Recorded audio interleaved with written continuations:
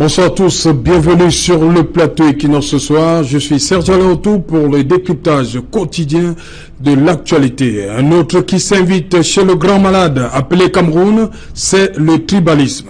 Fragilisé par la crise dans les deux régions anglophones, nord-ouest et sud-ouest, la lutte contre la secte Boko Haram dans l'extrême nord, les enlèvements dans la Damawa, les bandes armées étrangères à l'est, le Cameroun voit depuis la présidentielle d'octobre 2018 l'émergence d'un discours tribal. C'est ce qui a fait dire au philosophe Hubert Monondiana, je le cite, « Les passions les plus endormies se réveillent pour la compétition politique ».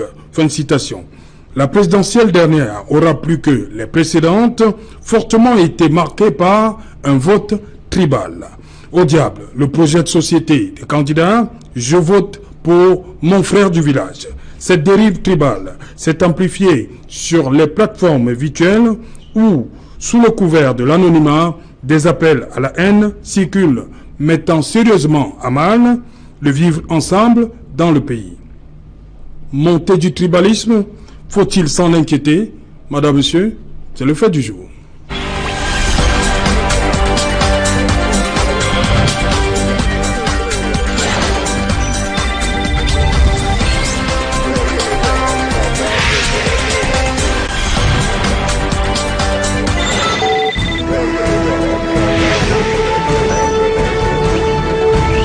Montée du tribalisme, faut-il s'en inquiéter? Pour en parler ce soir, je suis en plateau avec Amidou Dika. Bonsoir. Oui, bonsoir Serge. Oui, bienvenue. Oui, merci. Voilà, vous êtes de la société civile. Oui, exactement. Voilà, bienvenue pour votre toute première sur Equinox Soir. Oui, merci, c'est la première venue. Et c'est un vendredi en plus, hein? Voilà. Vous sortez comme ça de la mosquée? Oui, de la mosquée, de la prière de soir qu'on appelle Maghrib communément. Oui. Oui, et avec la pluie qui menaçait, on a été obligé de doubler, de faire aussi à la fois la prière de 19h30. Oh, ok. Voilà. Ah, ça c'est bien. Puisque vous êtes sur le plateau à 19h30. Voilà, oui. Ok, bienvenue Amidou Dika. Merci. Oui, Jonathan, bonsoir. Jonathan Batendele. Bonsoir Serge Alain, bonsoir aux millions de téléspectateurs de la télévision Equinox. Voilà, vous êtes sociologue. Effectivement. Mais aussi très proche de... On ne sait plus, c'est Univers, 11 millions, une nouvelle formation politique. Qu'est-ce qui se passe? Dites-nous. Pour l'instant, on parlera uniquement d'abord 11 millions. 11 millions. 11 millions de citoyens. Ok. Bienvenue une fois de plus sur le plateau, Jonathan. En face de vous, Roger Yono, bonsoir. Bonsoir Serge Alain. Voilà, vous êtes chercheur en sciences politiques. Oui, chercheur en sciences politiques à l'université de Douala et par ailleurs président du mouvement citoyen J'aime le Cameroun. Voilà. Vous aimez le Cameroun? Oui, nous avons... Vous constatez comme nous que depuis la présidentielle, le discours sur le tribalisme est monté d'un cran? Bien il est même né à la faveur de la présidentielle? Oui, tout d'abord, avant d'embrayer dans ce sens, c'est-à-dire en entamant la thématique du jour, je voulais dire que malgré que le tribalisme peut-être en train d'atteindre certains pics, un certain seuil, il y a certains Camerounais qui sont fiers d'appartenir à ce Cameroun et à ce pays. Raison pour laquelle je fais un clin d'œil à ces jeunes Camerounais-là, anciens élèves du collège Jean-Paul II, qui vont aller apporter un soutien à leur ancien collège demain en faisant un important don. Et en outre don de ça, je vais dire que ce n'est pas forcément après la présidentielle que le discours tribal, peut-être la propension ou le seuil est en train de vouloir atteindre son pic. Il faut voir que depuis par exemple l'accession aux indépendances, le discours tribal dans notre pays, pas forcément en Afrique subsaharienne, a toujours été un grand problème. Pourquoi? Parce que les États africains ont cette difficulté. Pourquoi? Parce que à la conférence de Berlin, lorsqu'on décidait de partager l'Afrique entre les puissances occidentales, on a partagé l'Afrique sans la présence des Africains. On a donc fait fi dans le bon sens ou dans le mauvais sens de la réalité de ce qu'on appelle la tribu. Ça fait que plusieurs États européens se sont partagés l'Afrique en méconnaissant ou en faisant fi de ce qu'on appelle la réalité culturelle. De telle enseigne que lorsque ces pays sont devenus, ces anciennes colonies sont devenues des États indépendants, il y a eu certains qui avaient certains de leurs confrères de l'autre côté et d'autres ici. Ça fait qu'en Afrique, on a mis en place les États avant l'idée même de la nation. Si on a mis donc les États avant l'idée de la nation, on peut se rendre compte qu'il y a problème parce que les gens se retrouvent dans ce que nous appelons aujourd'hui l'État, alors que la nation est une autre réalité. La nation, c'était quoi? La nation, c'est le vouloir vivre ensemble, si on ne va pas entrer dans des conceptions juridiques pour parler de la conception objective et subjective de la nation. Mais dans l'approche camerounaise, on est beaucoup plus en train de prendre l'approche subjective qui est l'approche française avec des auteurs tels que Ernest Renan qui pensent qu'il faudrait qu'on ait un vouloir vivre ensemble, une histoire passée et qu'on décide de pérenniser. Or, malheureusement, il y a eu cette réalité avec la division de certaines tribus avant, c'est-à-dire lorsque vous prenez prenons le cadre du Sud Cameroun, vous allez voir que les femmes bêtises se retrouvent à la fois au Gabon, en Guinée équatoriale et au sud Cameroun. De telle enseigne que c'est très difficile. Un sudiste de la zone frontalière, Cameroun, Gabon, Guinée équatoriale, se sent parfois plus à l'aise de dialoguer puisqu'ils ont le même dialecte avec le Fambeti qui est gabonais ou bien le Fambeti qui est équato-guinéen et parfois semble avoir des difficultés à communiquer facilement, par exemple, avec son frère du Nord qui est Fulbé, ou alors avec son frère des Grassfield qui peut être peut-être Baganté, etc. Peut-être on va entrer bien pour essayer d'embrayer dans ce sens. Donc, en réalité, le problème, c'est qu'on a mis l'État avant même l'idée de la construction de la nation. De telle enseigne aujourd'hui que les gens se sentent peu c'est-à-dire citoyens de cet État et se sentent beaucoup plus contenus par leur carcan qu'on appelle la tribu. La tribu. On devient donc au sens d'un grand maître que j'aime bien, le professeur Ibrahim Mouché, qui dit qu'au Cameroun, on est tribaliste comme on est musulman et comme on est catholique.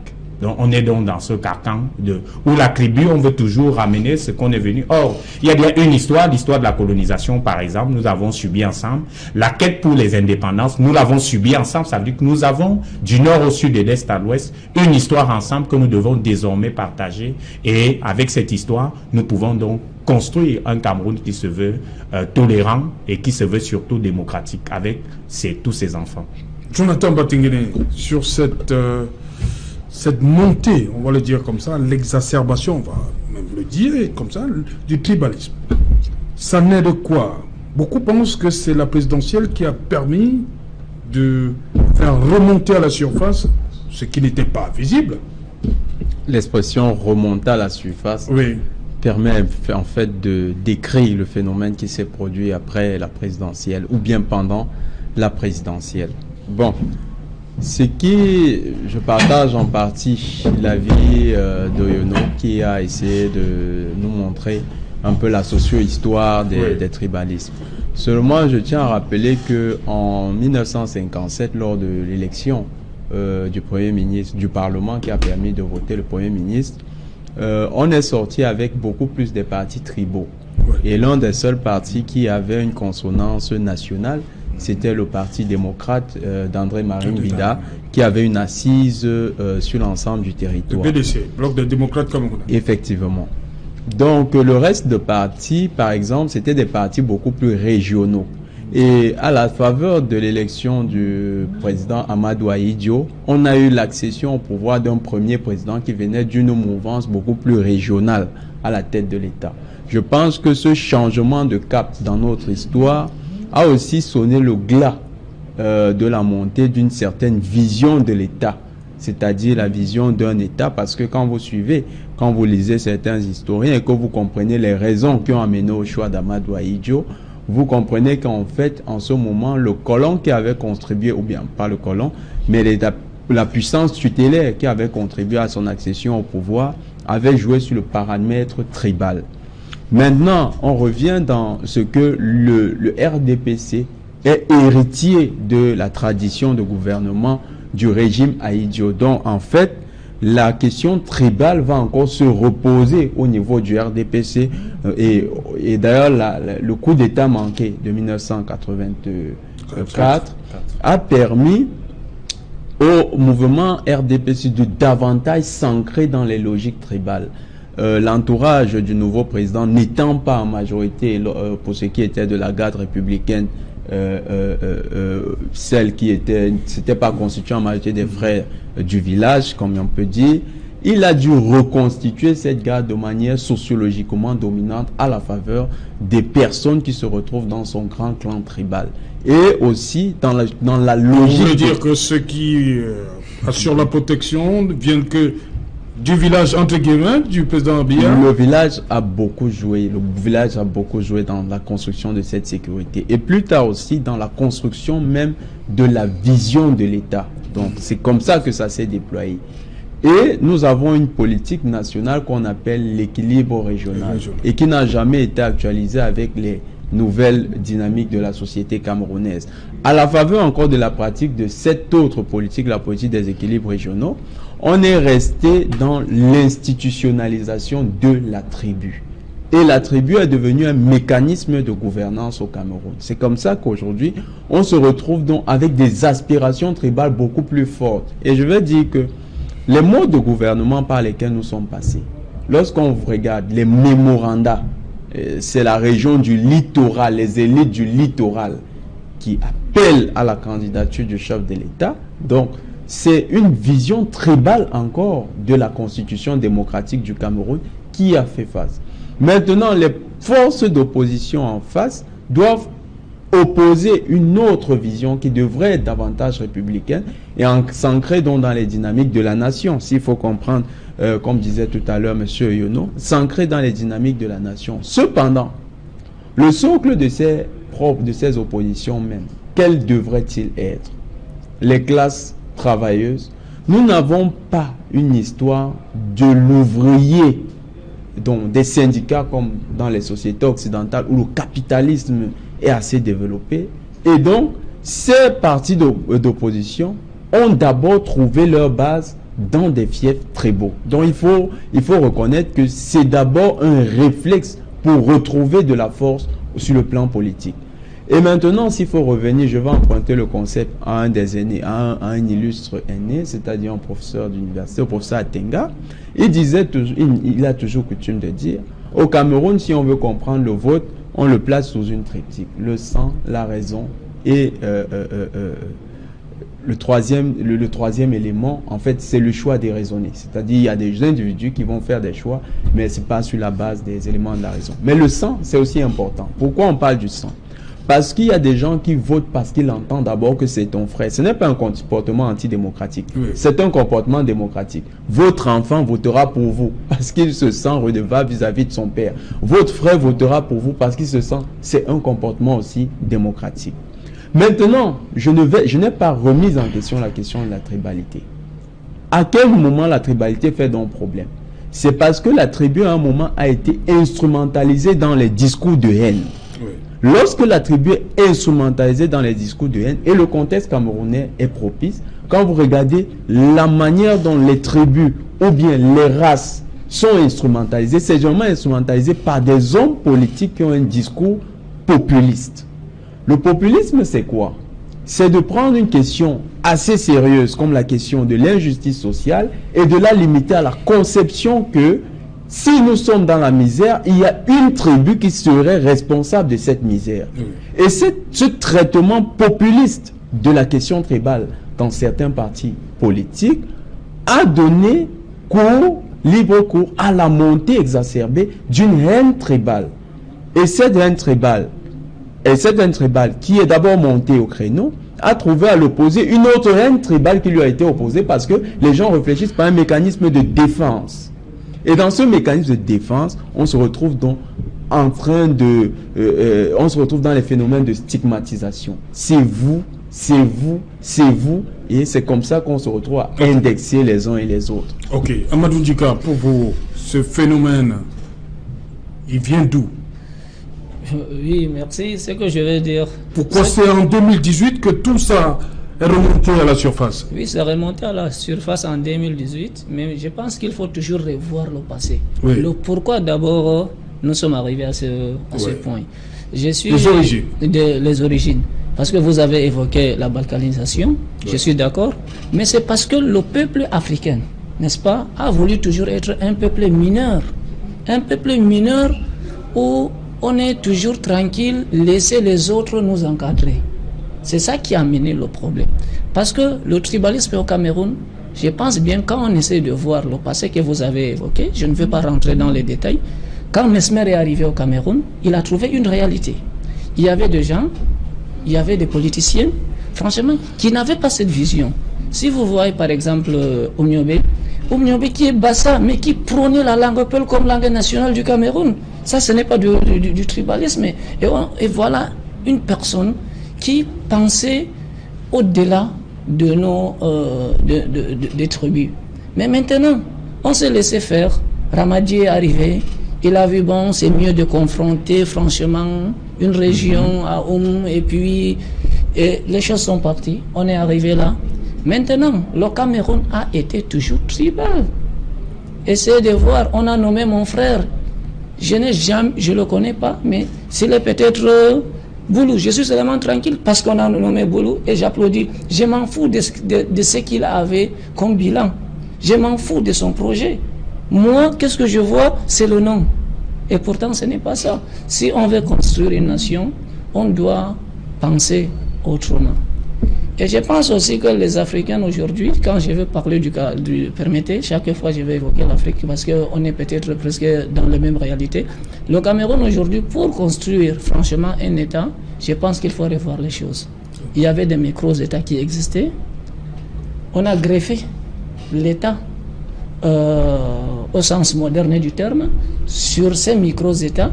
Et ces micro-États sont toujours en train de fournir des efforts pour survivre. Ouais. D'où la question, voilà la question d'où vient. Parce que une communauté qui dominait quelque part et aujourd'hui il y a une nation, je n'arrive pas, je vais toujours vouloir monopoliser ce pouvoir, chose qui n'est pas bon. Je pense que les Africains, les Camerounais, on doit revoir notre façon, notre vivre ensemble, penser à l'intérêt général. On est au XXIe siècle, il faudrait qu'on pense au projet politique. Je suis d'accord avec toi. Il faut revoir les choses. Parce qu'un Naoussa du Nigeria se sent à l'aise avec un Naoussa du Cameroun mieux qu'un Nibo du Nigeria. Ah, vous voyez, Yoruba. Il y a cette proximité au niveau de culture, de langue, de religion. Donc pour vous, on ne doit pas faire un procès parce que à ces personnes-là. Non, qu'est-ce que je suis en train de dire?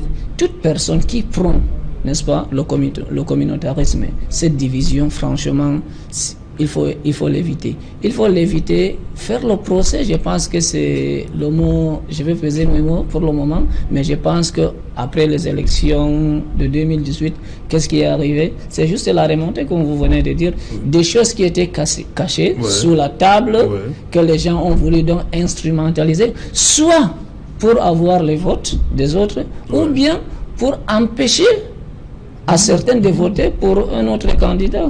C'est ça la question. Malheureusement, avec les réseaux sociaux et autres, les Camerounais, on est arrivé sur les réseaux sociaux. On est arrivé à un point où il y a eu franchement de la sardine à vie, Oui, je veux d'abord avoir l'avis d'Alexis Gepi Kepfa, bienvenue. Voilà, sur cette remontée du tribalisme en 2018. Votre avis? Bon, il savait que... C'était pas la première présidentielle. Oui. Moi, tout ça arrive en 2018. Oui, je vais juste faire une petite remarque, c'est que mon compagnon tout à l'heure a fait savoir que le peuple camerounais a toujours été un peuple tribal. Je dis faux. Le peuple camerounais est un peuple tribal. Et ça, ce sont des questions politiques. Hein. Oui. Le politique en Afrique et dans le monde a compris qu'il fallait manipuler ses sensibilités. Est-ce que c'est seulement en 2018? Non, ça a toujours existé, c'est quelque chose qui a toujours existé. Oui. Mais je dis, mais sur le politique, c'est une infime partie d'un peuple qui manipule ce genre d'attitude en fait de contrôler le pouvoir. Par exemple, vous allez vous rendre compte que dans le monde entier en général, ceux qui veulent se faire connaître vont, dans le cas des pays européens par exemple, faire ce qu'on va appeler, ils vont devoir avoir un discours raciste. Hein, ça se passe par exemple aux États-Unis, ça se passe en France, ça se passe dans plusieurs démocraties européennes. Et en Afrique, vous avez par exemple dans certains États africains, dans les pays voisins, la montée de ceux qui auront un discours xénophobe, c'est-à-dire accusés d'étrangers. Ça se passe par exemple en Afrique du Sud, où quand il y a un crise sociale, quand il y a un problème, on dit écoutez, c'est à cause des étrangers que les pauvres emploient. Dans le cas des pays d'Afrique noire, particulièrement comme le Cameroun et certains pays voisins, c'est le tribalisme en fait. C'est que il y a... Non, même dans la sous-région. Dans la sous-région, il y a la xénophobie. D'Afrique noire, bon, la xénophobie est là. Il y a nos voisins qui sont il y a la xénophobie, mais pour le cas particulier du Cameroun, c'est plus du tribalisme que de la xénophobie. En fait, le Camerounais n'a pas trop cette culture de xénophobie, mais c'est le pouvoir politique n'arrive pas encore à infiltrer l'homme camerounais à manipuler l'homme camerounais au niveau de la xénophobie, mais c'est au niveau du tribalisme qui font ça. Pourquoi je crois que c'est parce que les politiques l'ont compris.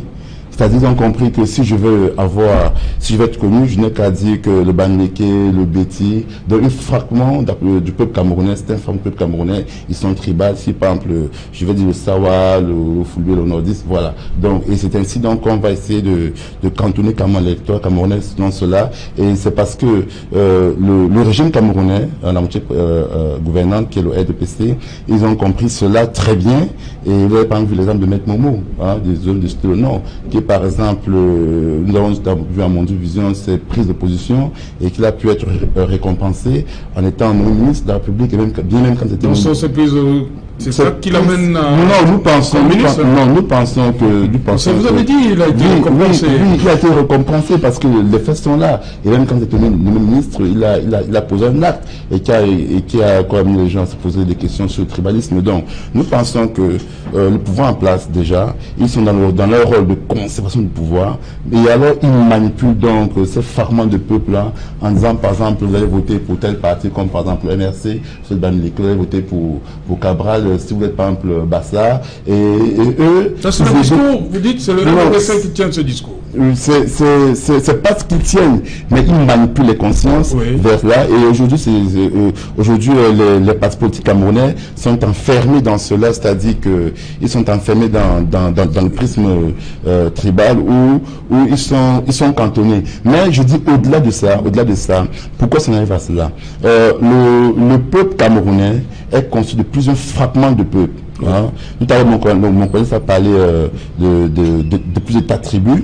Donc, si le tribalisme revient à la scène, c'est parce que ceux qui sont en charge de la gouvernance de la part étatique n'ont pas su consolider l'ensemble de ces fragments de peuple à vivre ensemble. Donc, ils n'ont pas su promouvoir le vivre ensemble et cela fait ce que les gens qui se sentent stigmatisés vont avoir ce qu'on appelle le repli identitaire, vont se replier sur eux-mêmes et généralement dans leur tribu, et par là, ils vont se dire qu'ils vont essayer d'exister au travers de la tribu. Mais c'est qui est très dangereux pour une nation. Donc, il faille donc que ceux qui gouvernent comprennent que le vivre ensemble ne se décrète pas.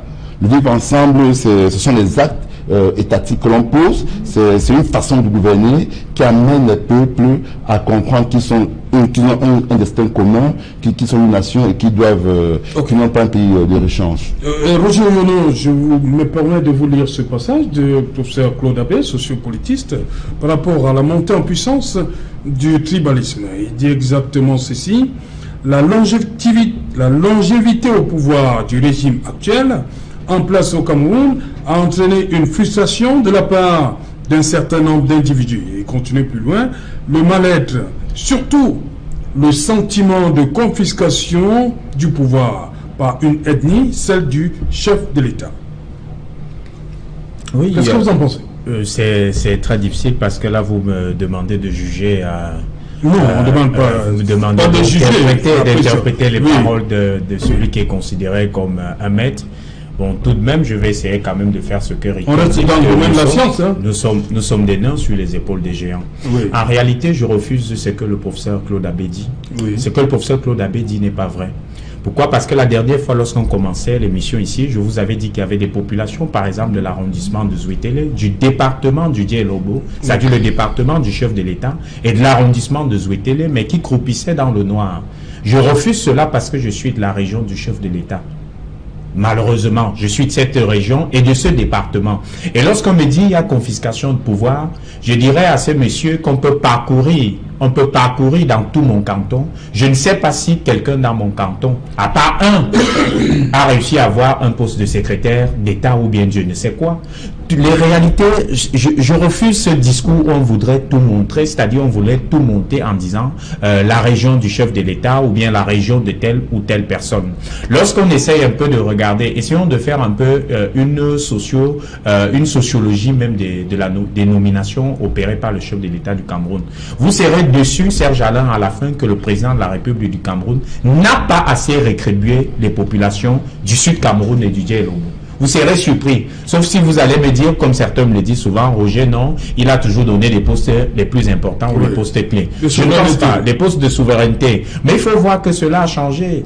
Il faut voir que cela a changé. Mais ça existait un moment. Ça existait un moment. Comme, écoutez, le président Biya n'a pas pris ce Cameroun de nulle part. Avant le président Biya, lorsqu'on prend en termes de longévité au pouvoir, je ne sais pas à l'époque du président Amadou Ahidjo si quelqu'un d'autre avait battu un record tel que Sadou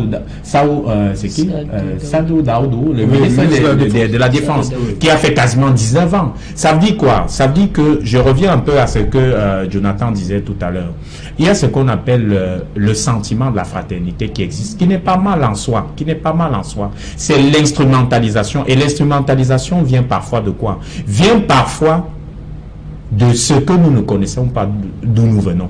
Lorsque mon frère parlait tout à l'heure de Bamileke, etc., vous avez vu un peu ma mine. J'étais très dérangé parce que je lui dirais que dans l'anthropologie, Bamileke n'a jamais existé. C'est un thème qui n'existe pas, mais que nous galvaudons chaque jour. Bamileke vient de ce que, à l'époque, les premières personnes habitaient dans la zone qu'on appelle aujourd'hui l'Ouest. On disait les balekeux, c'est-à-dire des personnes qui vivent dans une zone sans palmiers à huile. C'est-à-dire, il n'y avait pas, s'il existe, il y a des géographes et des personnes assez outillées dans cette histoire qui peuvent mieux nous renseigner. La zone de l'Ouest Cameroun, s'il y a des arbres qui existent aujourd'hui, ces arbres n'ont jamais existé. Ces arbres ont été plantés par des humains, c'est-à-dire c'est le fruit du travail humain. Les balekeux qui habitaient donc dans cette zone, c'est-à-dire zone sans palmiers à huile. Lorsque les Occidentaux arrivent ici, ils se rendent compte également que cette zone n'a pas d'arbres. Ils sont obligés de dire que c'est la zone des grassfields. Par appellation péjorative, grassfield est devenu aujourd'hui graphie pour désigner ceux qui habitent la zone de l'Est Cameroun. Ce qui n'est pas vrai. Lorsque vous prenez un Cham, vous prenez un Bouddha, vous prenez un Bafoussam, pourquoi ils ne s'entendent pas? Pourquoi ils ne s'entendent pas dans le dialogue? Parfois, ils ne s'entendent pas. Tel parle, l'autre n'entend pas. S'ils avaient véritablement un ancêtre commun qu'on aurait appelé Bamileke, au moins ils se seraient entendus. Mais ce sont des expressions qui font sens aujourd'hui. Pourquoi? Parce qu'on a eu à construire cela et à instrumentaliser cela. Pourquoi? À des fins essentiellement politiques. Donc lorsque le professeur parle de la longévité au pouvoir, je peux comprendre qu'il y a des frustrations, mais je refuse de croire que ces frustrations sont essentiellement unilatérales, c'est-à-dire dirigées vers telle ou telle ethnie. Il y a des frustrations partout. Nous autres qui sortons du Sud Cameroun, nous avons des frustrations. Mais en tant que Camerounais, pas en tant que Béti, parce que si on dit Béti, ça devient très compliqué. Surtout que si on veut retracer cette existence, ça devient complexe. Aujourd'hui, on a, par exemple, mes frères, qu'on appelle Bassa aussi abusivement aujourd'hui, que nous on appelle anthropologiquement, les Mveleux qui se retrouvent ici, mais qui vont vous dire que nous ne sommes pas Béti, alors que dans la généalogie, on vous racontera que les Mveleux ont été les fils de Nanga Béti, qui était le fondateur du Béti. Donc ça devient très complexe. Je ne voudrais pas que le débat soit essentiellement sur telle ou telle ethnie. Je pense que c'est un faux débat, véritablement, parce que en termes de souffrance, allez à Djoum, c'est-à-dire département du Djélobo, arrondissement de Djoum. Allez à Djoum, vous allez vous rendre compte que peut-être certains villages de l'extrême nord et de l'ouest sont mieux développés que ce que vous appelez le pays organisateur. Oui, Jonathan. Bon, je vais revenir sur les propos de l'illustre aîné, parce que c'est aussi un très grand sociologue, il faut le reconnaître, le professeur Abbé. Cependant, il y a un regret que je peux émettre, c'est que c'est justement cette façon de traiter la question politique qui gêne. Le populisme s'est trop développé au Cameroun. Ça me rappelle un illustre livre que j'ai lu il y a de cela 7 ans, C'était le livre de Bernard-Henri Lévy, L'idéologie française. Et dans ce livre, il décrit effectivement les phases de développement du populisme en France.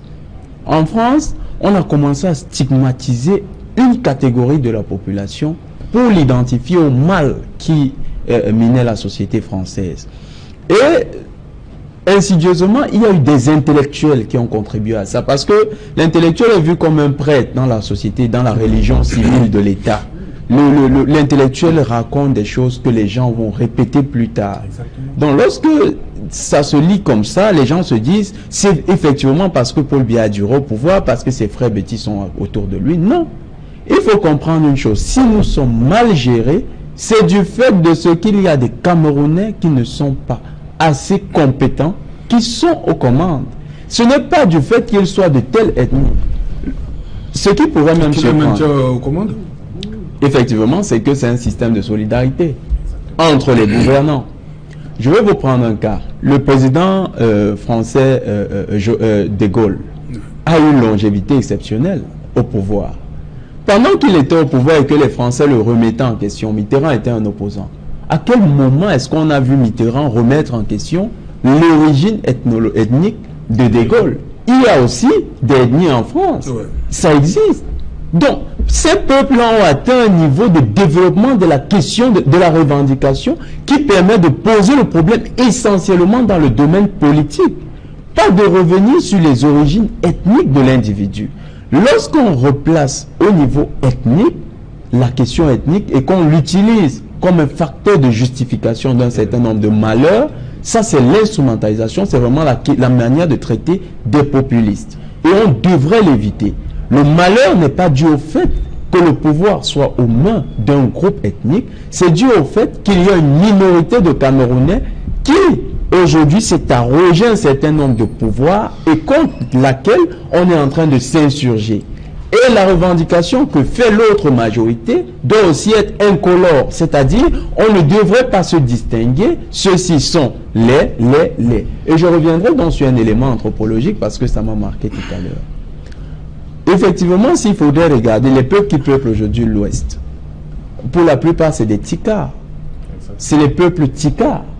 Alors, est-ce que s'il fallait effectivement créer cette solidarité, est-ce qu'on pourrait rencontrer cette sorte de ce mythica et leur dire en fait il faudrait que pour que le Cameroun soit un pays fort avec votre majorité au pouvoir, il vous faudra en fait un tika parce que c'est l'ancêtre souche qui ira jusqu'à fédérer les peuples de Bafia, c'est un peuple dans le bas. Je vais encore prendre un autre cas, le sud-ouest, nord-ouest. Pour la plupart, c'est des peuples qui sont, c'est des régions qui sont peuplées de manière multicolore. Il y a des Bétis qui sont dans le sud-ouest. Il y a des Bassa qui sont dans le sud-ouest. Il y a plusieurs autres ethnies qu'on retrouve dans la partie francophone qui sont là-bas. Mais ils se sont reconnus plutôt dans la langue de la nouvelle culture, la culture d'adoption. Donc, la manière de théoriser notre combat politique est très importante. Le plus on a des acteurs, et ça s'est fait avec aussi le développement d'Internet. Parce que sur Internet, l'individu lambda qui ne pouvait pas parler sur un plateau de télévision, lorsque les plateaux de télévision sont devenus les zones de débat dans l'espace public, aujourd'hui ils ont accès à la parole. Vous voyez un individu qui articule quelques mots français seulement à partir des sonorités. C'est-à-dire qu'il répète le son. S'il entend K, c'est KA. Mais cet individu vous parle politique et il indexe son peuple. Et les gens y croient.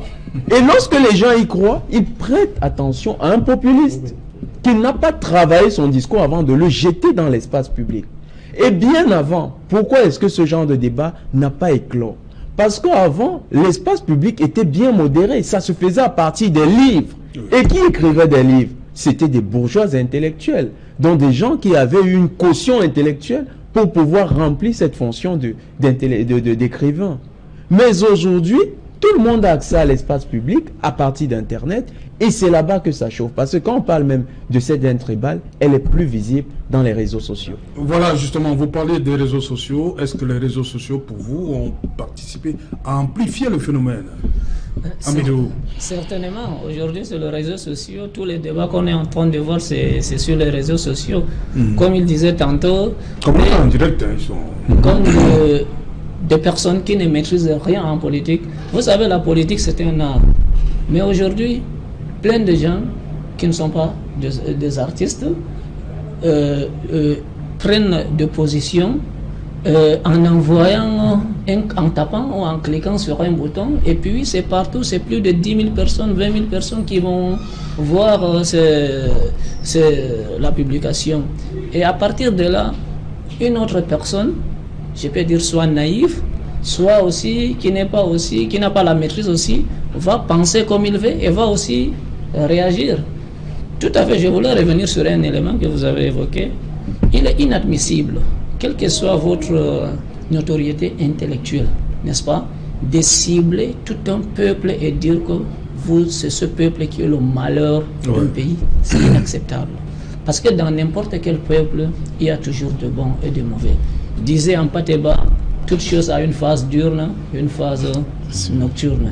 Je pense que nos intellectuels, avec tout le respect que nous avons, parce que si on est en train de parler aujourd'hui ici, c'est parce que on a bénéficié de leur concours. Je pense qu'il faut éviter d'aller franchement vers le populisme et de soutenir telle ou telle ethnie, d'être intellectuel. J'ai une personne que j'ai trop appréciée, Achille Mbembe. Essaie de faire comme lui. Il faut juste dire ce qui est vrai. Il faut prendre des positions vraies. Maintenant, quitte à ce que vous avez des difficultés peut-être avec le gouvernement, vous avez vu depuis le passé, depuis le Moyen-Âge, je pense bien, l'intellectuel engagé n'a jamais été ami du pouvoir. N'est-ce pas? On est tout à fait d'accord. Si tu prends certaines positions, tu auras des difficultés. Mais je pense que pour ta valeur personnelle et morale, tu devrais le faire parce que tu es un éclairé et tu dois éclairer aussi les autres. Voilà, c'est ce que je pense. Oui, Alexis. Oui, je voudrais juste dire que les peuples africains sont une jeune nation, comme on le dit souvent, parce que cela vient encore du fait de la manière dans laquelle nous avons été colonisés. C'est-à-dire tout à l'heure, l'un de mes chroniqueurs a fait savoir cela, que le fond du Cameroun et le fond de la Guinée équatoriale et le fond du Gabon seraient à mesure de mieux s'entendre. Donc cela pose problème au niveau de la répartition géographique des États camerounais. C'est-à-dire aux colons, en 1888, quand ils ont voulu... on a partagé l'Afrique, on a partagé l'Afrique. Ils n'ont pas tenu compte de cela et cela nous infie d'aujourd'hui. Mais au-delà de ça, déjà depuis que nous avons acquis nos indépendances en 1960, nous n'allons pas plus prendre cela pour prétexte en fait. Le tribalisme est un fait des Africains. Mais je répète, le tribalisme est instrumentalisé par le politique dans leur rôle de conquête du pouvoir et de conservation du pouvoir. Et ma foi, c'est parce que souvent, les intellectuels africains ne font pas assez leur travail. Ils devaient, comme ils ont par exemple fait pour le cas du franc CFA, c'est-à-dire que dans les années 1990, ils ont commencé à mener ce combat d'éduquer les masses sur l'action du franc CFA. C'est bien qu'aujourd'hui, le politicien qui oserait dire qu'il est contre le franc CFA, qu'il est pour le maintien d'Afrique, qu'il est pour le franc CFA, ce type prend son balle au pied. Donc aujourd'hui, les politiques, ça rythme aux visions des intellectuels. Donc, chaque action tribale, malheureusement, c'est pas le cas. C'est que les intellectuels mènent un discours avec des prises de position. C'est-à-dire, au lieu qu'ils fassent des recherches pour éclairer la société, pour que le politique puisse suivre, ils font des recherches en étant dans l'esprit de vouloir côtoyer ce qu'ils veulent conserver ou de ce qu'ils veulent conquérir le pouvoir. Du coup, les études se trouvent fauchées. Mais j'ai eu à dire que le peuple camerounais est formé de plusieurs fragments de peuples. Et je ne pense pas qu'il y ait un peuple camerounais qui bénéficie particulièrement des avantages dus au fait du tribalisme. Non, c'est juste qu'il y a des amis d'un groupuscule. Il y a des amis qui gouvernent.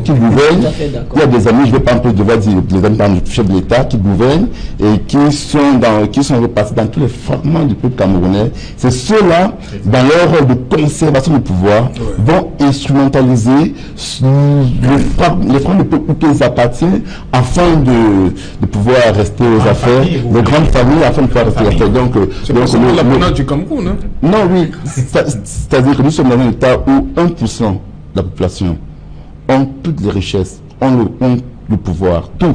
Je dis bien tout, 1%. Et ces 1% sont les amis, des frères, des frères. Et ils se retrouvent dans tout le territoire camerounais. Je refuse, comme mon collègue a dit, qu'on stigmatise une tribu, une ethnie. Non, ça c'est parce que les problèmes que vous aviez à l'ouest du Cameroun, c'est le même problème que vous aviez au sud, que vous aviez au sud, l'ouest, que vous aviez au nord. C'est juste que ceux qui nous dirigent n'ont pas la capacité réelle de nous diriger. Ils ont hérité d'un système néocolonial, c'est-à-dire que avec la politique de Machiavel qui veut dire diviser pour mieux régner. Et jusqu'aujourd'hui, ils ne font qu'appliquer cela. Malheureusement, le Cameroun d'aujourd'hui nous appartient, pas celui de demain. Le Cameroun de demain appartient à nos enfants, mais celui d'aujourd'hui nous appartient. Et malheureusement, ceux qui nous dirigent sont ceux-là qui sont nés, je vais dire en parenthèse, sous les arbres. Hein. Parce qu'ils sont nés à une époque où on devait faire 10 km pour se rendre à l'école. Ils sont nés dans les années verts et ils sont nés dans un système où le colonial dictait ses lois. Mais je ne pense pas qu'aujourd'hui, avec cette jeunesse... Ça devait être plutôt un atout. Lorsqu'on avait le petit séminaire Saint-Tarcisius d'EDA, quelqu'un quittait le sud Cameroun, il venait fréquenter à EDA, il retrouvait les frères Bassa, les frères Bakoko, et c'était... Je vais chuter en disant, tout à l'heure j'ai dit le peuple camerounais n'est pas un tribaliste. C'est pas un peuple tribal, le peuple comme tel, je l'ai signifié. Parce qu'il y a multiples au sein des populations camerounaises. Je dis bien, la question du tribalisme aujourd'hui est entretenue par le politique camerounais. Le peuple même, je ne vois pas un Bassa et un Boulou entre un, bon, désolé, je vais pas entrer dans la sémantique, ça va être le Bassa ou pas, hein, mais je préfère dire comme ça, entre eux. Non, c'est ceux qui nous gouvernent, qui stigmatisent, qui instrumentalisent cela, et font jaillir un problème qu'ils ne devraient pas faire exister. Les Camerounais ont un problème social, ils ont un problème culturel, ils ont un problème économique, et quand on dit souvent que ventre creux n'a point d'oreille, et comme ils sont incapables de résoudre ce genre de problème, alors ils instrumentalisent ce phénomène afin de mieux conserver ou bien de mieux conquérir le pouvoir. Voilà, justement, en deuxième partie, dans le débrief, nous allons évoquer ces deux concepts, Tontina et Sardina, en deuxième partie du journal, avec l'appui des intellectuels. Hein. Je crois qu'on dit que c'est les intellectuels qui ont mis sur pied ces concepts. Madame, monsieur, on en parle dans la deuxième partie. Voilà. Bon, on va d'abord revenir sur... quand on a parlé de vote tribal, on l'a vu en 2018, plus que par le passé, hein. Qu'est-ce qui a justifié ce repli-là? Pourquoi le vote a été plus tribal en 2018 qu'en 2011? D'abord, dire vote tribal, c'est lequel? Moi, je me suis posé la question. C'est dire on a voté plus... Je vais vous lire quelques résultats. Nous sommes... on a pris des exemples. Cabral Libi a eu 61,60% de voix contre 34,90% de voix pour Paul Biya dans l'Union Ekele. Maurice Kamto a eu, dans le deuxième arrondissement de Yaoundé, le 6e, il a fait de bons scores là-bas. Paul Biya a eu près de 90% dans sa région natale. Voilà. Voilà. Quand vous avez donné de tels résultats, il y a maintenant une autre réalité. Oui. Une réalité qu'on ne mesure pas. Est-ce qu'il y a une étude qui nous dit aujourd'hui quelle est la proportion du vote tribal en question? La vraie proportion. Je ne dis pas celle de ces résultats. Quand on dit donc vote tribal, est-ce que c'est parce que des gens dans votre village ont voté pour vous? Est-ce que c'est ça qu'on appelle forcément le vote tribal? Est-ce que dans les milieux urbains, ce vote se comporte de la même manière? Comment est-ce que dans la multiculturalité urbaine, cela se comporte? Il n'y a pas de Voilà. Bonsoir Nadine Yambou. Bonsoir Serge-Alain Autou et bonsoir aux invités d'Equinox Soir et à vous chers téléspectateurs. Voilà, nous sommes vendredi et Nadine Yambou est là, comme tous les vendredis. Nadine Yambou, au menu ce soir. Vous avez certainement suivi Serge-Alain Autou, l'avis de recherche du petit Alexis sur les antennes d'Equinox Télévision, disparu depuis dimanche dernier. Eh bien, après de nombreux jours de recherche, son corps a finalement été retrouvé dans un puits au niveau de Bekoko, les mains et les pieds ligotés. Dans son bureau, son oncle avait kidnappé depuis des jours et demandé une rançon de 600 000 francs CFA. La famille donne des réactions que vous écouterez au journal de 20h dans un instant sur Equinox Télévision. Et ce soir, Serge-Alain Autou, nous reviendrons également sur Le classement 2018 de l'Office du baccalauréat, une fois de plus, l'établissement scolaire confessionnel trône à la tête de ce classement. Le premier établissement public est arrivé en 12e position. Il s'agit du lycée technique professionnel agricole de Yabassi dans la région du littoral. Le palmarès des lycées et collèges est à suivre aux 20h sur Equinox Télévision. Des nouvelles également du professeur Maurice Kamto et les cadres de son parti, le MRC. Ils doivent encore attendre une semaine pour être fixés sur leur demande de remise en liberté provisoire. Le tribunal de grande instance du Fundi se donne donc ce délai pour répondre à leurs avocats.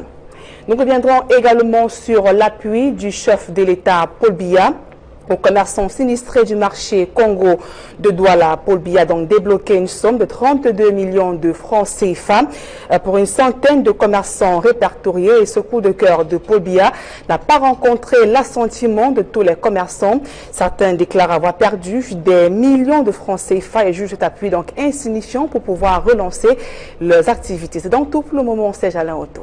Voilà, Nadine Yambou et toute l'équipe, la rédaction centrale à Douala va développer pour vous, pour le 20h, vendredi, comme c'est toujours le cas. Quant à moi, je vous retrouve après pour Equinox Soir, deuxième partie, le temps du débrief, toujours en compagnie de nos 4 invités. Place tout de suite, madame, monsieur, à la pause. Les idées journal exigent la perfection.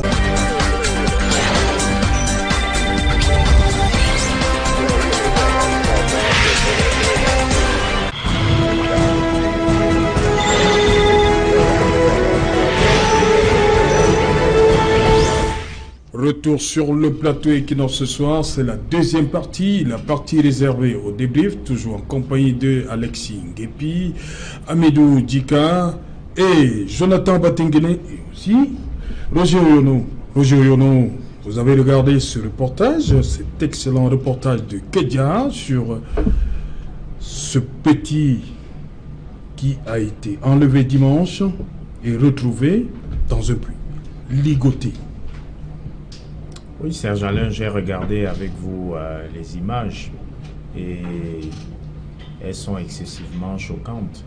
Mais la question principale, c'est de savoir comment on arrivait là. Et lorsqu'on dit que l'auteur de l'acte, c'est un membre de la famille, jusque-là, c'est pas encore choquant. Ce qui est encore plus choquant, c'est que apparemment, c'est un jeune de 19 ans.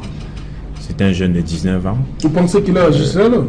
La question principale et fondamentale que je me pose, c'est celle de savoir, je pense qu'actuellement, les jeunes de 19 ans vont à l'école et certains vaquent à leurs occupations. Et je pense que l'occupation principale, c'est l'école. Tandis qu'un autre jeune de 19 ans est assis et kidnappe son neveu et commence à demander la rançon à la famille et aide même la famille dans les recherches. Je suis un peu dérangé parce que c'est une intelligence gaspillée. C'est une intelligence gaspillée. Le jeune aurait pu utiliser cette intelligence pour faire autre chose.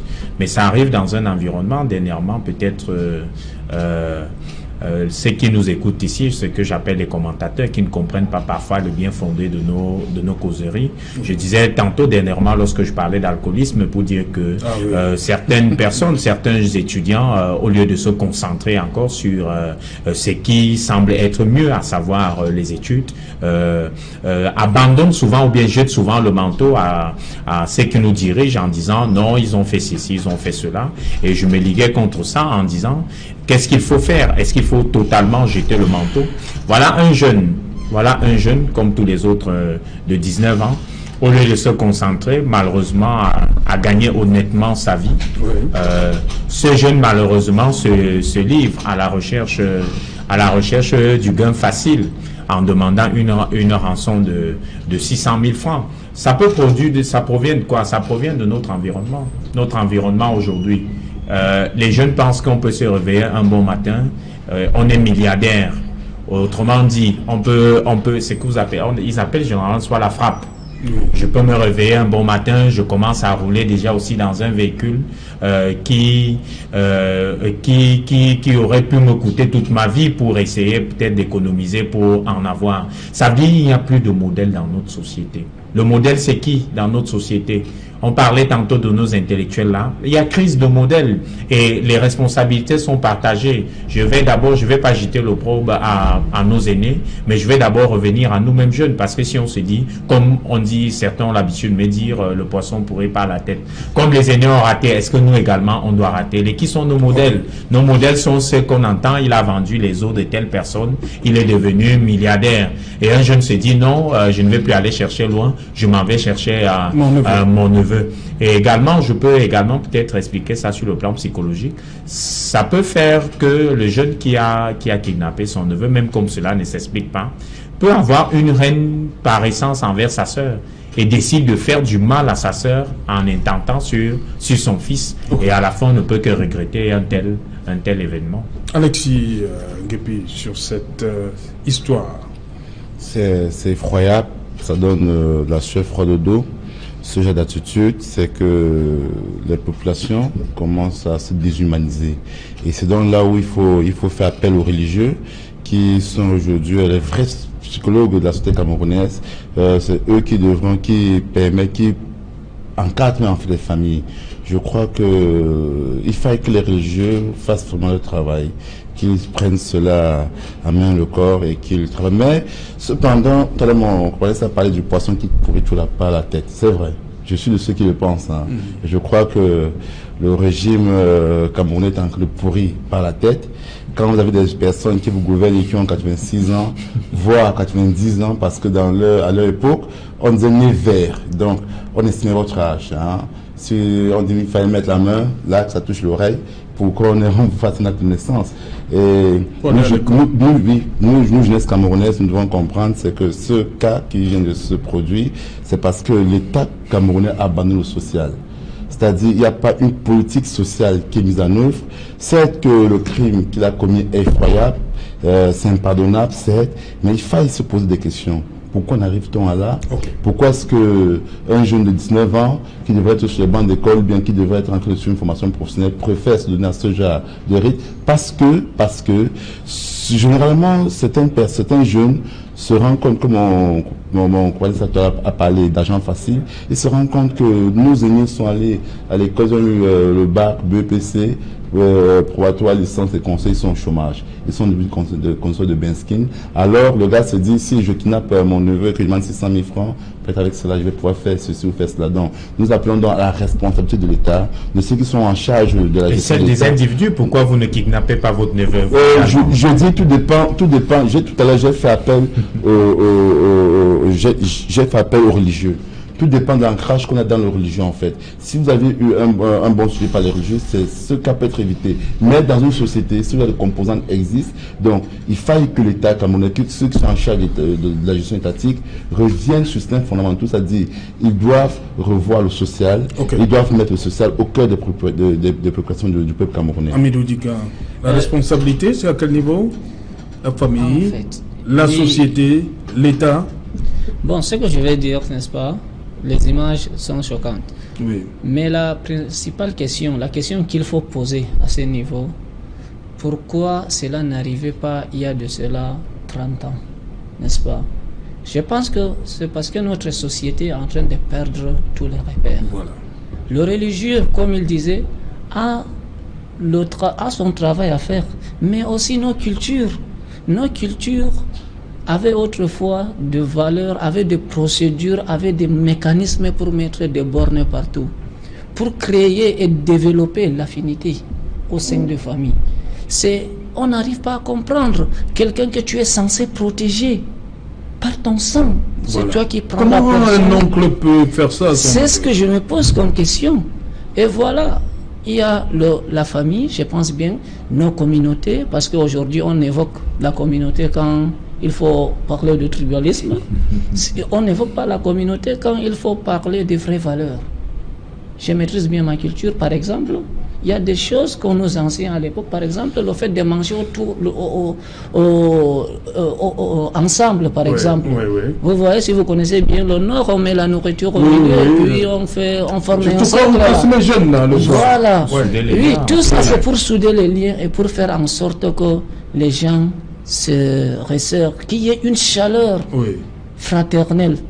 Mais Si aujourd'hui chacun est en train de manger sur une table seul, Dans son plat, où le petit frère ne connaît pas, ne maîtrise pas bien son grand frère, où franchement l'oncle peut se permettre de tout faire à son neveu, je pense qu'il y a des choses à revoir à la fois au niveau de l'État, parce que l'État est censé encadrer. Il y a un vieux sage qui me disait que l'État est considéré toujours comme l'eau propre, n'est-ce pas? C'est l'État qui doit tout laver. Mais imaginons quand l'État même n'est pas, quand l'eau qui est censée laver les produits est même souillée. Voilà donc problème. Ami Dika, Jonathan, comment comprendre ça du plan de vue, vous le sociologue, comment vous analysez cette situation-ci? Qu'un oncle puisse faire ça à son neveu? Non, les raisons ont été évoquées, déjà des raisons, mais je vais rester sur le fait que c'est un crime qui a une raison économique. Oui. Parce que quand on suit les mobiles de l'action, il a clairement demandé une rançon.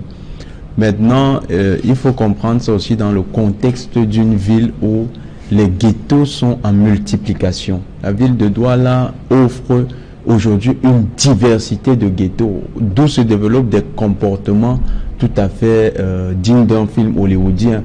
Vous avez des quartiers où ils ont créé des zones de non-droit qu'on appelle généralement les zones de parlement, avec un type d'individu qui vient, qui consomme de la drogue et qui s'abreuve à des pensées tout à fait dangereuses, où la célébration du crime et de la criminalité devient quelque chose de plutôt normal.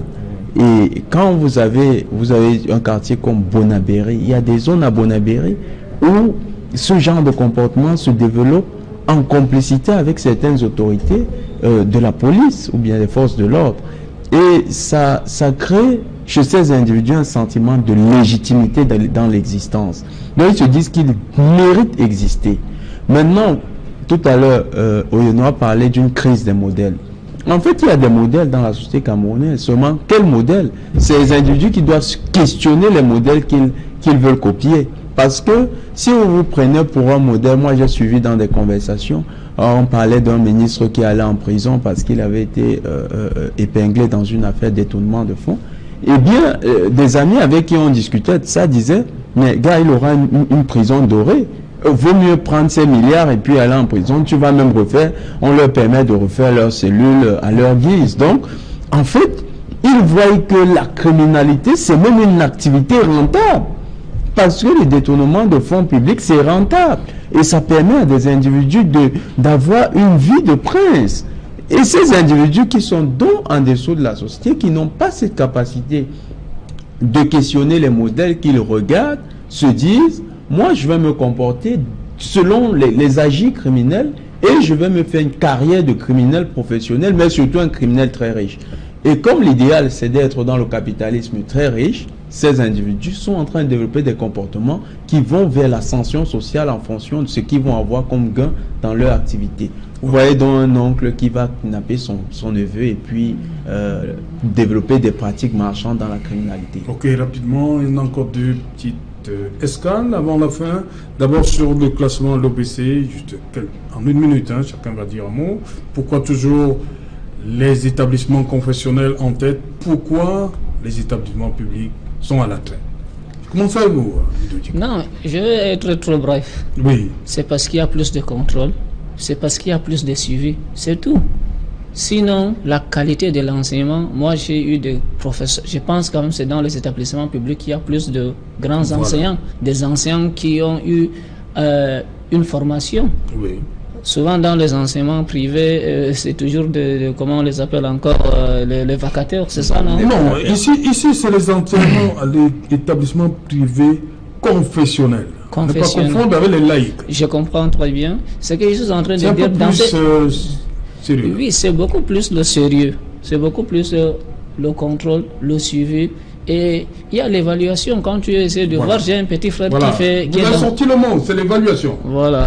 Oui, j'ai un petit frère qui est qui fait un établissement confessionnel catholique. Oui. Quand je vois comment on les évalue, c'est pratiquement chaque 2 semaines. Voilà. Et ils ont une façon de faire, on appelle ça type examen. Cela permet à l'enfant, le jour D'être dans les conditions. dans les conditions, le jour où il est dans une salle d'examen, ce n'est pas un environnement nouveau pour lui. Donc il va s'en sortir facilement. Ok. Je pense que c'est Alexis, bien la pour différence. vous, c'est quoi? Qu'est-ce qui fait le succès des établissements confessionnels? Liberman, Vogt, Jean Tabi à Yaoundé, la retraite, ils sont toujours en tête. Oui, d'abord, il y a la qualité de lancement qui est fournie. Et aussi, il y a aussi le nombre de places. Hein. Ce sont des Les effectifs sont maîtrisés. Ils sont maîtrisés par rapport aux établissements d'enseignement public. Dans le lycée, on va dire que vous êtes par exemple dans un arrondissement comme de la 4e ou de la 5e, où ça fait plus de 7 ans, 8 ans, 10 ans, on n'entrait pas de Mais le lycée de Bépanda est premier des lycées au Cameroun. Oui, mais aujourd'hui, qu'est-ce qui fait souvent le succès du lycée de Bépanda? Il faudrait d'abord se réinventer. Au niveau de l'éducation nationale, il faut d'abord qu'on réinvente le lycée au Cameroun et même qu'on fasse une réforme de l'enseignement au niveau du Cameroun, parce que l'enseignement au Cameroun tel qu'il est conçu aujourd'hui, il faut montrer qu'il y a des limites. Par exemple, vous avez vu depuis presque 15 ans, il y a eu une réforme qui a été votée qui a été adoptée par les professeurs de l'enseignement général sur la suppression du probatoire. Et qu'aujourd'hui, il y a même eu un décret d'application abouti. Et aussi même la réforme du bac. Parce que aujourd'hui, est-ce qu'on va continuer avec ce système-là où le baccalauréat camerounais où l'examen du baccalauréat camerounais est à lui-même 100% à lui-même. Je pense qu'il faille qu'on fasse des réformes. Par exemple, qu'on passe un système où on peut avoir un bac à points, c'est-à-dire 50% pour l'examen proprement dit et 50% pour les notes de classe. Donc, c'est simplement le système crucial du système éducatif camerounais qu'il faille revoir. Car malgré cela, nous avons les collèges d'enseignement laïque qui piétinent, qui n'ont pas de subvention et dont les professeurs ne sont pas assez bien formés. Donc. Ok. Et Jonathan, votre appréciation? Bon, d'abord, il faut voir ça dans le contexte. Les collèges d'enseignement laïque, confessionnels ont une politique d'évaluation et surtout un taux d'encadrement qui est élevé. Oui. Vous avez des classes qui ont des effectifs tout à fait contrôlés. Par contre, dans les lycées, vous allez voir que surtout, quand dans le classement, vous voyez que les lycées qui sont dans des zones rurales, dans certains, par exemple le lycée de Yabassi, le lycée d'Apou, c'est les lycées dans les zones rurales. Ces lycées-là sont à l'abri d'un certain nombre de phénomènes de marchandisation des places. Or, dans les grandes villes, c'est beaucoup plus le commerce des places qui intéresse les proviseurs. Mais le lycée de Bépanda a souvent occupé le flambeau. Le lycée de Bépanda. Maintenant, non, j'ai pris l'aspect structurel. Maintenant, il y a l'aspect des familles. Vous savez, l'éducation, c'est aussi un projet de chaque famille. Quand monsieur a dit tout à l'heure qu'en fait, dans sa famille, ils avaient un enfant qu'ils ont envoyé, les musulmans, ils envoient dans un lycée confessionnel catholique. Ça veut dire qu'il y a un projet derrière. Maintenant, quels sont les projets que les familles mettent sur les enfants lorsqu'on les envoie à l'école? Il y a les parents qui veulent juste que l'enfant aille à l'école. C'est-à-dire, dès que l'enfant va à l'école, allez, il abandonne l'enfant. Donc, ça dépend aussi des projets qui sont derrière. Un parent qui envoie un enfant dans une école confessionnelle, la pension est plus élevée. Oui. Généralement, il est plus méticuleux en arrière. Il met tout un processus pour soutenir l'enfant. Et si vous allez dans l'environnement de Bépanda, vous comprendrez aussi que cette affaire de soutien derrière, ça a un gros impact dans le résultat des enfants. Par contre, il y a des lycées où quand on envoie l'enfant au lycée, on dit d'abord que il y a un nom vulgaire, c'est le poulailler. Donc, on envoie l'enfant dans un poulailler et donc, on ne devrait même pas contrôler les poulets là-bas. Ok. Roger Yonou, vous qui êtes un ancien d'un établissement privé confessionnel, comment ça se fait là-bas? Ça se passait chez vous, comment? Non, les copanélistes... Au niveau du contrôle, au niveau du contrôle... C'est toutes les semaines? Il faut regarder que, en termes d'explication, les établissements confessionnels sont plus sérieux. Oui. Et sont plus sérieux, pourquoi? Sont plus sérieux sur l'évaluation, mais c'est pas dans ce sens qu'il faut comprendre ça. Moi, je vois le problème plus loin. Oui. Qui aujourd'hui est enseignant, qui entre à l'école normale? Il faudrait qu'on arrête de politiser l'enseignement. S'il faut entrer à l'école normale pour rechercher le matricule, à la fin, on n'aura pas un bon enseignant. On peut même avoir un bon enseignant. En réalité, on aura qui? on aura quelqu'un qu'on affecte au lycée de Koza qui dit je n'en vais pas prendre service. Et l'enfant de Koza ne pourra pas avoir un bon enseignant. On sera obligé de prendre le grand frère qui a à peine eu le bac, etc. pour enseigner l'enfant du lycée de Koza. Et les collèges confessionnels dont vous parlez, ils ne prennent que des meilleurs. Ces meilleurs sortent d'où? Ce sont des plaies des lycées. Autrement dit, dès que vous faites une bonne carrière, tel collège dit non, il y a un enseignant sérieux à tel endroit, ils viennent prendre cet enseignant. Et dans ces collèges confessionnels également, ça c'est ce qu'on oublie souvent de dire dans ce classement. Donc pour moi, le classement me semble même c'est un classement dépassé. Ça n'a pas lieu d'être. Pourquoi? Parce que dans les collèges confessionnels, parfois, généralement, on envoie les dossiers des examens après les résultats de la première séquence. On ne présente pas tout le monde comme candidat de l'établissement. Ça veut dire, lorsque vous venez, ils vous disent, si votre enfant n'a pas telle note, cet enfant ne sera pas candidat régulier. Et les candidats libres, ça va dans quel lot? Dans le lot des lycées, et les lycées sont donc obligés de faire. Donc c'est des raisons économiques. Dans un collège confessionnel, un enseignant, c'est qu'il a déjà un matricule au lycée. Par conséquent, il n'a pas besoin d'aller faire son cours. Or, il court vers les heures complémentaires dans tel collège. Regardez par exemple dans la ville de Douala, vous allez trouver un seul enseignant par exemple du lycée qui enseigne dans 6 autres établissements. C'est humainement impossible et difficile. On ne peut plus avoir un rendement. Il le fait. Lorsque je dis c'est humainement possible, ça veut dire que la question ce n'est pas de faire, mais c'est de savoir faire et la rentabilité. Ça veut dire que cet enseignant ne peut plus produire véritablement. Donc je pense qu'il y a un problème économique. Il faut encore revoir, il faut recultiver les passions. L'enseignement au commencement, c'est un métier noble. On parle du magistère. Aujourd'hui, qui est enseignant? Lorsque vous regardez parfois lors des concours, on dit la liste a fait ceci, la liste de tel. Même dans l'enseignement, ça devient très complexe. Ça veut dire qu'on a finalement des enseignants qui sortent par matricule et non par conviction et non par compétence. On ne peut que voir des collèges confessionnels, donc qui sont un peu plus sérieux et plus regardants et plus rigoureux, être au-dessus des établissements. On est en train de clôturer l'émission. J'ai promis qu'on vous deviez dire une ou deux choses sur ces concepts-là qui sont nés il n'y a pas longtemps. Tontina, Sardina. Pour vous, c'est quoi? Bon, d'abord, je dis oui, je suis sardinard. Oui, je dis bien, je suis sardinard, je suis tontinard. Si pour ceux-là, être sardinard signifie qu'on doit accepter tout, je le suis. Si pour cela être tontinard signifie que vous ne devez pas manifester, vous ne devez pas assister aux marches pacifiques, je suis tontinard. Parce que nous sommes dans un état où vous avez vu récemment un mec Ndoki qui a été arrêté à tort ou à raison. Je ne sais pas, juste parce que Maître Ndoki a d'abord manifesté le 26 octobre et elle a été mise sous un caniveau. On a trouvé ça normal par les forces de l'ordre. Par la suite, Maître Ndoki, on a tenté presque sa vie, elle a reçu une balle au pied. Et pour remercier ceux qui l'ont fait, on l'arrête pour l'instant, on l'arrête quelques jours bien, un mois plus tard. C'est pour dire aux gens que l'État, ceux qui sont en charge de l'appareil étatique, ont donné le permis de tuer à certains Camerounais, la police camerounaise. Parce que on dit, non, je vais pas. Non, oui, le concept de tontinat. Je suis en parle tontinat, ça.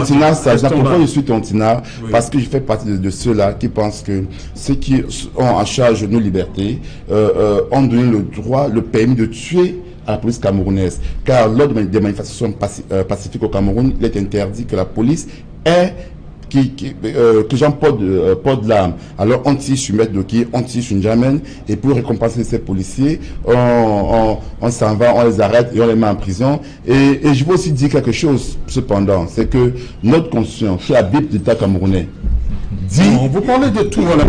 J'arrive pourquoi je vous dis pourquoi je suis tontinat.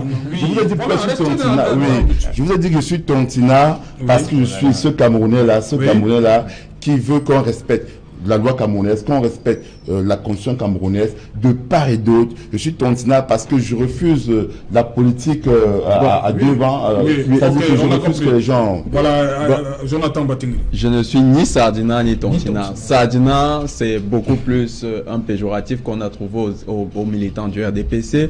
Tontinat, c'est un péjoratif que le professeur Eric Mathias Onanguigny a trouvé aux militants du MRC. Je suis ni sardinat ni tontinat. Je suis membre de 11 millions de citoyens. Le mouvement gouvernement dirigé par Cabral Libye et nous pensons qu'une république doit aller sur des principes citoyens et républicains. Tout citoyen doit être responsable. Il n'y a ni d'adhésion basée sur des éléments de la tribu, ni sur des éléments de la du profit lié au poste, comme on a vu au RDPC. Donc, nous pensons que les citoyens doivent s'engager sur la base des valeurs républicaines. Roger Yono, rapidement. Oui, comme l'a dit Jonathan, moi je ne suis ni sardina, ayant été dans les collèges confessionnels, j'ai trop mangé de la sardine. Donc jusqu'à aujourd'hui, je suis fatigué de la consommer. Ni tontina, pourquoi? Parce que je n'aime pas trop tout ce qui est déjà comme tontine, où on fait déjà de l'argent, etc. Mais en réalité, je pense que je suis citoyen camerounais et très fier de l'être. Et pour que le Cameroun, pour un Cameroun qui se veut prospère et démocratique, on devrait traverser ou bien dépasser ces considérations qui sont beaucoup plus et qui entraînent le Cameroun dans le tribalisme. Ok. Oui, s'il faut le dire, je suis ni sardinard, ni tontinard, encore loin de brigade anti-sardinard. Voilà. Je suis un Camerounais et je pense que pour que le Cameroun... aussi brigade de... Oui, bon, là c'est une manière de parler. Bon, je pense que pour le développement de ce pays, on doit dépasser ces clivages ethniques ou bien religieux. Il faut que le Cameroun pense à...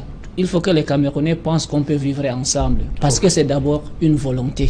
Et il faut que nous ayons d'abord cette volonté. Voilà, Merci. on retient vivre ensemble. Merci, cher monsieur, d'être venu.